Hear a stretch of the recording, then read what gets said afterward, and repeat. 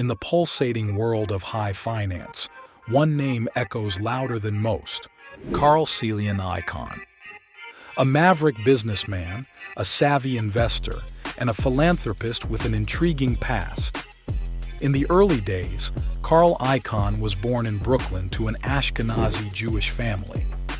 His journey began in the far Rockaway neighborhood of Queens, where his parents laid the foundation for a man who would reshape the landscape of corporate America. Princeton University witnessed the emergence of a young Icahn, armed with an A.B. in philosophy and a senior thesis titled "The Problem of Formulating an Adequate Explication of the Empiricist Criterion of Meaning." However, his path took a turn when he dropped out of New York University School of Medicine to join the Military Reserve Force. In 1961, Icahn entered the world of finance as a stockbroker for Dreyfus Corporation. His journey included stops at Tessel, Patrick & Co., and Gruntal & Co. However, it was in 1968 that he took a bold step, investing his own $150,000 and $400,000 from his uncle to form Icahn & Co., focusing on risk arbitrage and options trading. The year 1978 marked Icahn's first takeover attempt, seizing control of Tappan and orchestrating its sale to Electrolux, doubling his investment. His appetite for acquisitions grew from Bayswater Realty and Capital Corporation to ACF Industries. The pinnacle was reached in 1985 when he acquired 50% of Trans World Airlines, a TWA, in a leveraged buyout. Known for his strategic moves, Icahn systematically sold TWA's assets, a practice dubbed asset stripping. His takeover attempts, like the $8 billion bid for 89% of U.S. Steel in 1986, showcased his audacity. In 1991, he sold his stake in U.S. Steel for a staggering $1 billion, making a $200 million profit. In June 1989, Icahn made headlines with the largest share sale on the New York Stock Exchange, selling his stake in Texaco for $2 billion, pocketing a cool $700 million. However, controversies brewed as he left TWA with substantial debt after the sale of its London routes to American Airlines in 1991. Despite the corporate raider image, Icahn has been a force for change. His activism compelled change in companies, urging them to enhance shareholder value.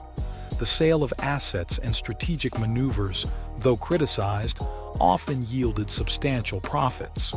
Beyond the boardrooms, Carl Icahn's legacy extends into philanthropy. His contributions have touched various causes, showcasing a side of him that goes beyond the relentless pursuit of financial triumphs. Born in Brooklyn to an Ashkenazi Jewish family, Carl's journey unfolds against the backdrop of the far Rockaway neighborhood of Queens. His father, a sworn atheist cantor, and his mother, a school teacher, laid the groundwork for a man destined to leave an indelible mark on the financial landscape. Enter the realm of the Icahn lift, a term encapsulating the impactful maneuvers of Carl Icahn, a seasoned activist investor on the stock prices of his chosen companies. Icahn's modus operandi involves acquiring significant shares and advocating for transformative changes in management or operations, often resulting in a surge in stock prices and substantial profits. While shareholders are enticed by the potential for rapid investment value growth, the company endures potential disruption and challenges. This activist investing approach hinges on Icahn's assertive calls for change, which, though successful in some instances, underscores a short-term focus, potentially neglecting long-term stability. The strategy poses risks for both investor and company, with potential returns contingent on achieving desired changes. Success stories such as Icahn's impactful investment in Apple highlight the potential gains. Yet, caution is advised, urging companies to brace for potential disruptions and investors to navigate the intricacies of the Icahn lift strategy.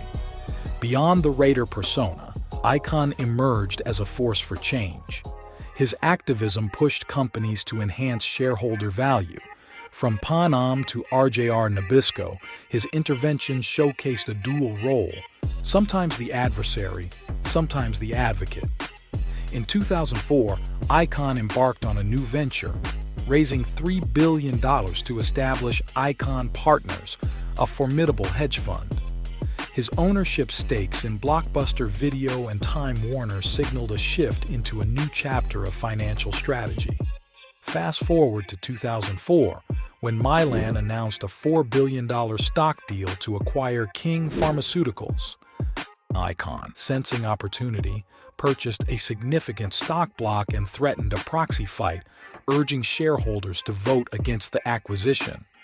In February 2005, Mylan abandoned its quest to acquire King, a testament to Icahn's influence. In 2005, Exo Communications unfolded a chapter in Icahn's saga. Shifting gears to 2006, Icahn entered the realm of video games. He bought stock in Take-Two Interactive, a video game publisher, becoming its second-largest shareholder by 2009 with a 11.3% stake. A seemingly unexpected move, it showcased Icahn's diversified approach to investments beyond traditional sectors. January 2007 saw Icahn diversifying even further. He purchased a 9.2% stake in Telic, a biotech company dedicated to cancer research. Additionally, he acquired 6.1 million shares of WCI Communities, a real estate company later snapped up by Lennar. These strategic moves hinted at Icahn's ability to navigate various industries. May 2007 brought a setback for Icahn. Despite owning 3% of Motorola, he lost an election for a seat on the board of directors. The defeat underscored the challenges even a seasoned player like Icahn faced in the dynamic world of corporate governance. The financial roller coaster continued as Icahn sold his casino interests in Nevada in April 2007. The properties, including the Stratosphere Las Vegas, Arizona Charlie's Boulder, Arizona Charlie's Decatur, and Aquarius Casino Resort, are operated through American Casino and Entertainment Properties. The sale, totaling $1.3 billion, marked a lucrative exit, making him $1 billion more than the initial investment. In the financial turbulence of September-October 2008, Icahn played a role in the rejected attempted purchase of ImClone by Bristol-Myers Squibb. However, the story didn't end there. ImClone found a new home with Eli Lilly and Company for a whopping $6.5 billion in cash. Icahn's involvement highlighted his ability to navigate the stormy seas of corporate deals. December 2008 brought legal skirmishes as Icahn filed suit against Reality over a proposed debt swap. The courtroom battles added another layer to Icahn's narrative, showcasing his willingness to fight for what he believed was right. March 2011 brought a bid for Lionsgate Films, a venture that ultimately faced defeat.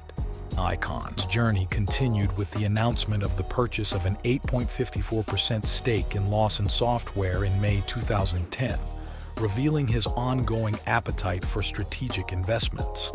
Since 2011, Icahn ceased managing money for external clients, yet investors still have the opportunity to invest in Icahn Enterprises. Thank you for tuning in. If you enjoyed this content, don't forget to hit the like button and subscribe to our channel for more.